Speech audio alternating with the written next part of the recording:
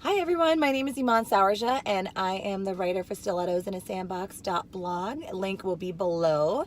And today we have my boyfriend Jonathan Campbell, my partner in crime, here to help with this video on online dating. Partner in crime, frog, you know. Okay, so I may or may not have called him a frog. I was trying to be cute and I said earlier to him that you were, I had to kiss a lot of frogs to get to my prince, but I accidentally said I had to kiss a lot of princes to get to my frog. Frog. He's a pretty cute frog. I'd keep him.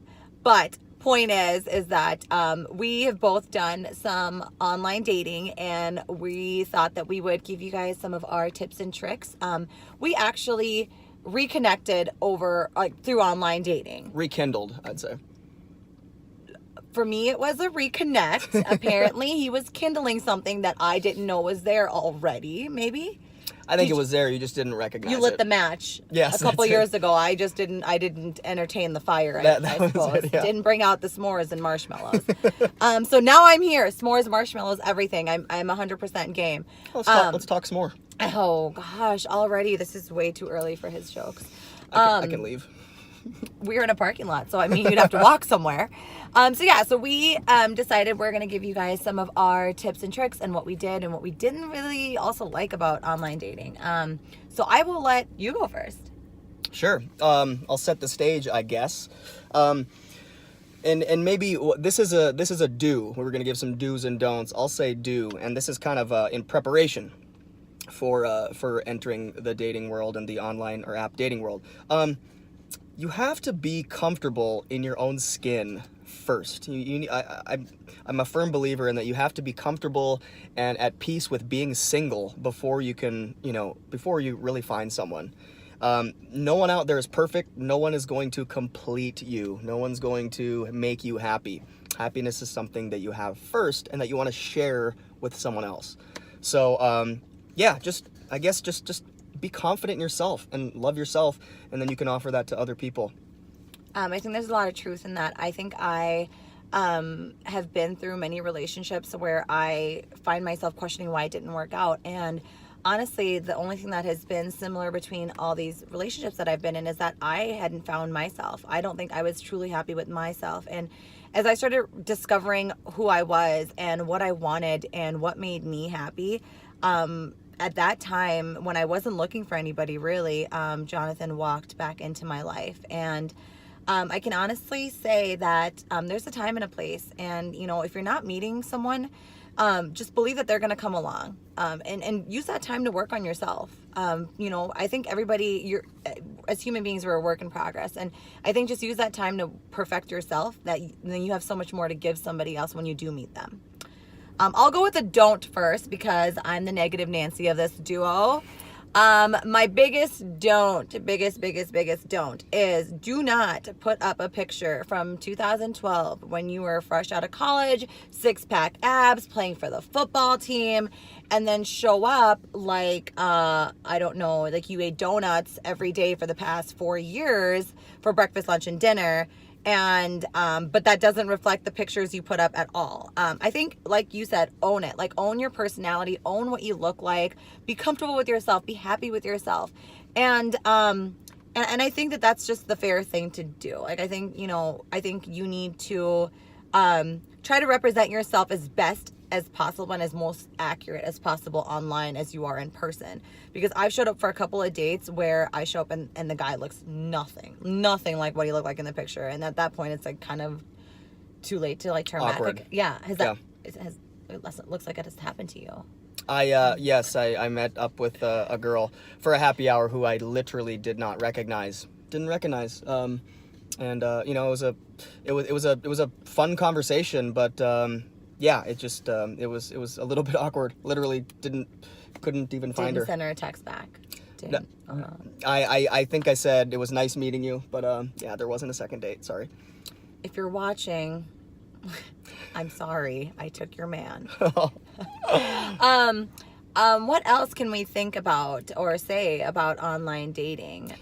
How about notifications? Look, it's easier said than done. You know, we all kind of, it can be a stressful thing, obviously. But I would say don't have your notifications set on your phone so that you're going, you know, buzz, bing, or pop every time or anytime you get a connection, because that's just, you know, it's gonna become frustrating. It's gonna take away from your, you know, your performance at work or in school or your relationships.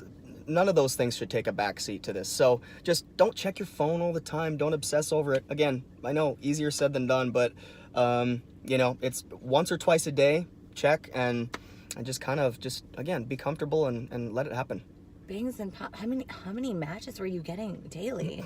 Oh my gosh. You were the only match I've ever gotten. So Only match he's ever gotten. But no, I totally agree with that. You can get so consumed by online dating. We already have enough, you know, in our generation and in this time with Instagram and social media, like all sorts of social media. You're constantly comparing yourself and things like that. And then you obsess over, well, this person didn't message me back or blah, blah, blah. And I mean, I think that's important. I think that's important to keep in mind, that you still have this life that you have to attend to. I don't think you should just kind of shelve it just while you're looking for somebody on the pursuit of finding somebody.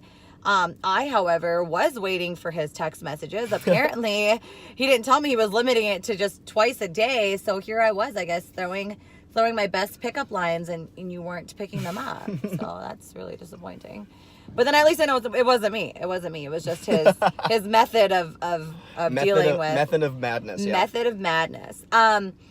Honestly, I don't know what else I could offer. I think, honestly, just being true to yourself, being honest with the people that you're meeting up with, being honest in your situation. If you are not ready for something, when you're just there to have fun and meet people, great, put it out there. Don't trick people into these relationships that you're not necessarily ready for.